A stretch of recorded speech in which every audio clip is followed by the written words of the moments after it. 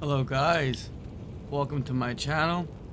I'm sorry I haven't made a video in a long time, in a while, but life gets in the way and other priorities take over, but I'm back again to drop another video.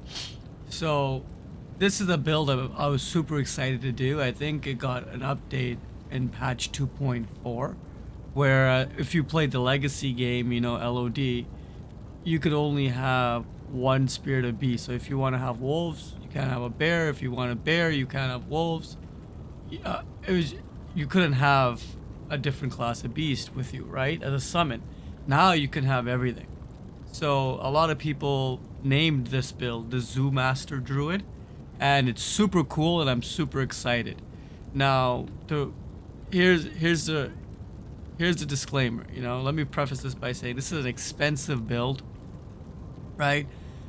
You're gonna need a lot of rune words to make this even viable, and even with that, it doesn't do anything really well. It does everything okay, kind of like a jack of all trades, but it doesn't do everything really well. It doesn't do Ubers and stuff like that, like a Smiter or a Zealot. It doesn't do MF like a Lightning Sorceress or a Hammered In. This is just something like you're bored, you just want to go around, fight some monsters, maybe some light MF, but it's not efficient. If your goal is MF, it's never going to be as efficient as a Hammered In or a Lightning Sorceress. If you want to do Ubers, it's never going to be as efficient as a Zealot or even Declone, stuff like that. But it's a fun build, right? But again, it's an expensive build. You can make as a Smiter for very, very cheap, very low end rune words, and it'll get the job done. Here you need a lot of high-end rune words just to even make it a viable option. So let's start off by looking at the gear. So I'm using a beast. You're gonna need this to give your summons a little bit of a boost. So beast, Enigma, to really move around, right?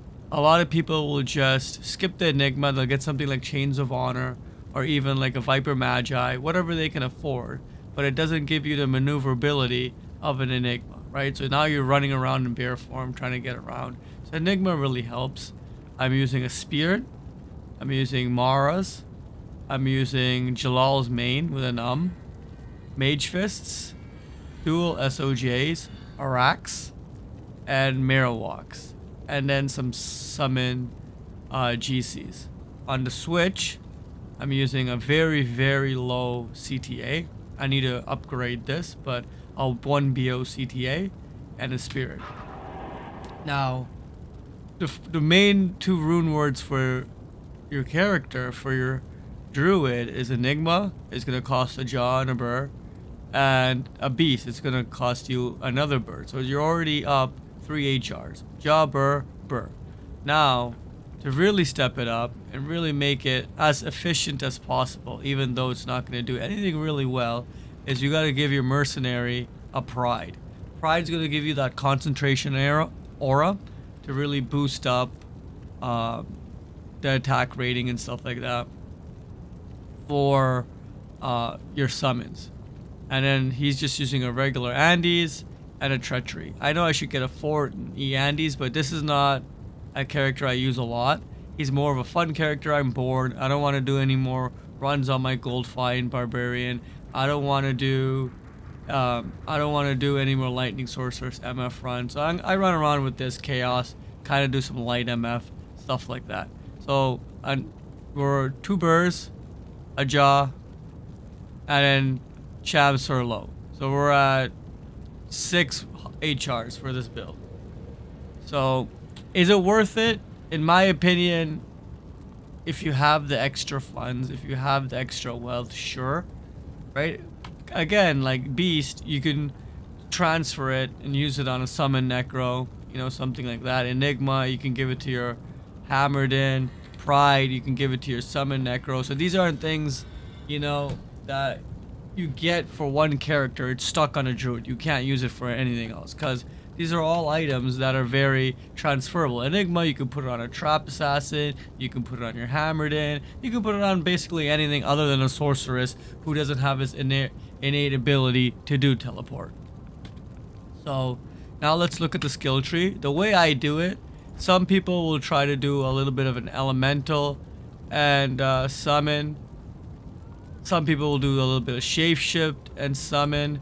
I decided to mostly focus on summon and then just have one-hit wonders here to be able to transform into a werebear and cast shockwave. Shockwave will stun the enemies and let your beasts have a little bit of better chance to kill the enemies, kill the monsters, right?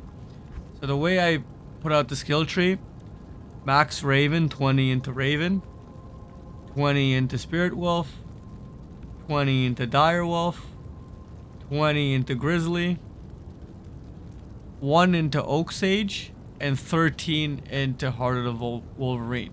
Now, some people will do Oak Sage over Heart of the Wolverine, but I find that with all the auras already innate from the items, they're pretty hardy. Your summons are pretty hardy. Your Ravens, your Bear will last pretty good, especially if you get a higher BOCTA, right? And you can cast that Battle Orders to give them that life boost, right? So you get a 6 BOCTA where the Battle Orders will last a little bit longer. They get a good enough boost that they're a hardy setup that they'll survive, right? So I already pre-teleported to Chaos Sanctuary. There's a mob right at the TP. So what I'm gonna do is I'm just gonna go to the waypoint at River of Flame, make my summons, and then we're gonna go and do some gameplay, right? So first of all, let's send my Heart of the Wolverine, my Wolves, summon my Ravens, right? And my Bear. So if you go look at their attacks, right? Let's just do a quick BO. And look at their stats. Right, let's transform into a bear. Let's look at our stats. Sorry. So, my bear is putting out 5,000 damage, right? 7,000 life. Very, very hardy.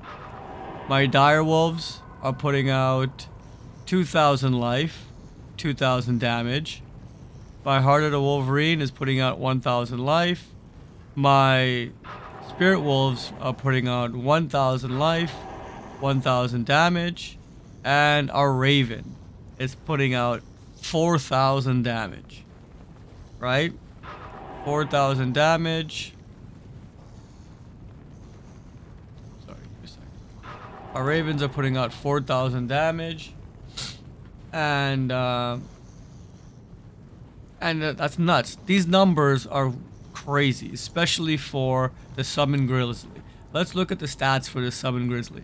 5,000 damage on your Grizzly, 7,000 life. It's crazy. So the way I like to play it, I'll get out of Werebear form, and we will telly. And we're gonna telestop this mob, right? Transform into a bear. We're gonna cast our shockwave, and you see, they make quick work of the mobs. Small charm, large charm here. Let's see.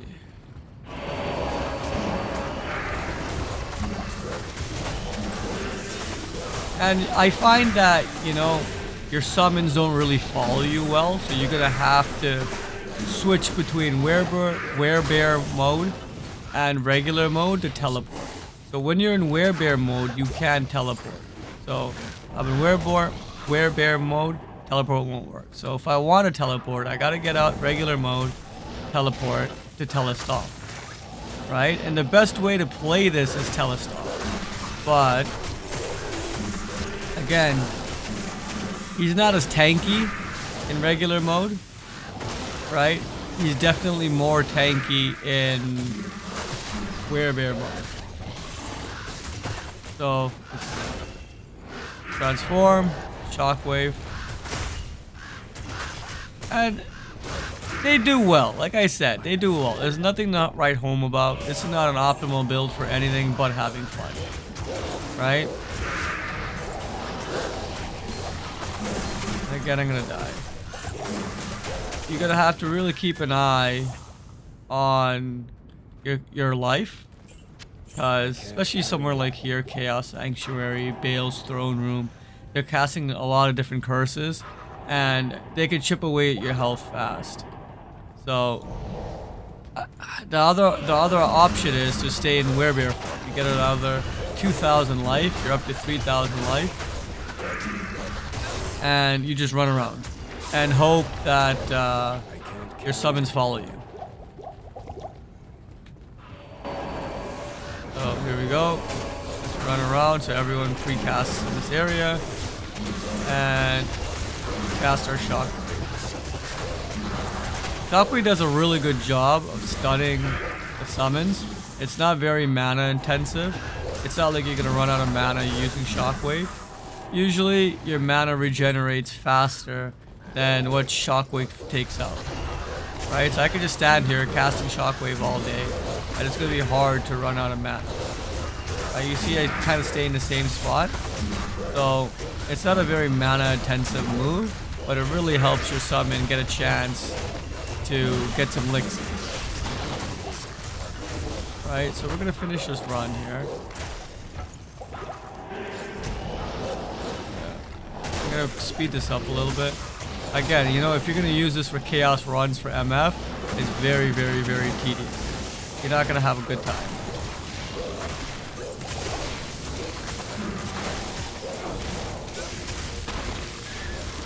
You know, it's very tedious to use this build, but it's kind of fun. It's kind of fun to be in control of all these animals. You know, ravens are dead. Time to summon ravens again. Ravens got their licks in, they're gone. Summon my ravens again. Impossible. Teleport to the next section. We're just gonna go straight to Grand Vizier.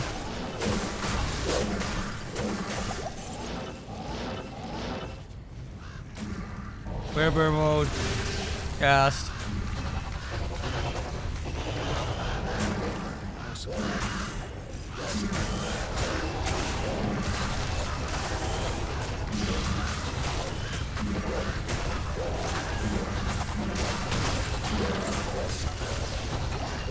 Right. And I know what people are saying, you know, why such an investment for something that, ooh, two socket, 8 res. It wouldn't be not bad if it was 45 res, 4 sockets, but 2 sockets, 8 res. Throw it away. Let's go. You know. Let's go pop the other seals. And Heart of the Wolverine is dead. Got a Heart of the Wolverine back.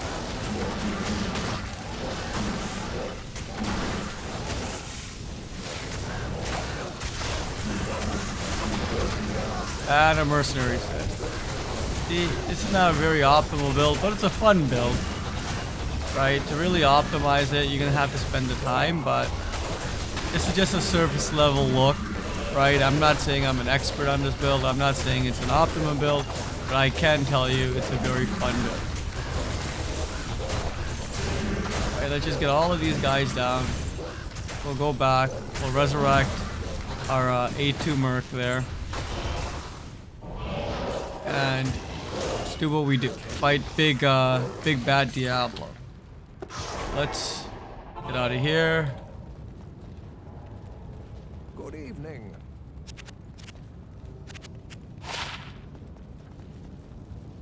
Here. What do you Up. need? Get our buddy Bycat back. Right, again, it's super tedious to keep all these guys alive. Keep all the summons up to date.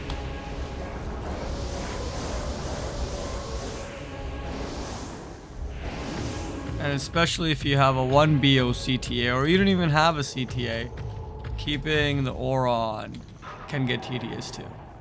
So, pop the last seal. Let's go see Diablo.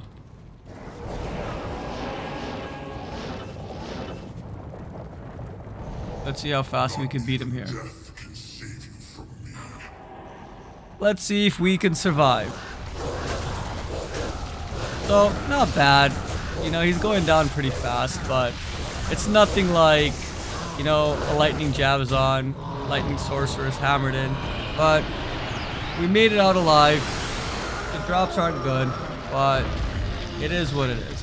You want to have fun, you know, spending time tweaking this build, optimizing this build, to have fun just running around, pretending you're, you know, zookeeper with all your different animals. This is a fun build. Again, not optimized for anything.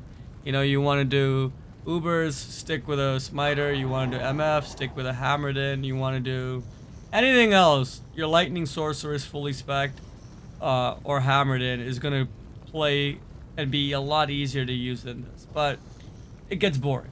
It gets boring doing the same old lightning sorceress, same old hammered in, all the time. So this is a different build. It's cost intensive and it's very clunky, but it is what it is. I hope you enjoyed this video. I hope you enjoyed the gameplay, and I'll see you guys later. Bye bye.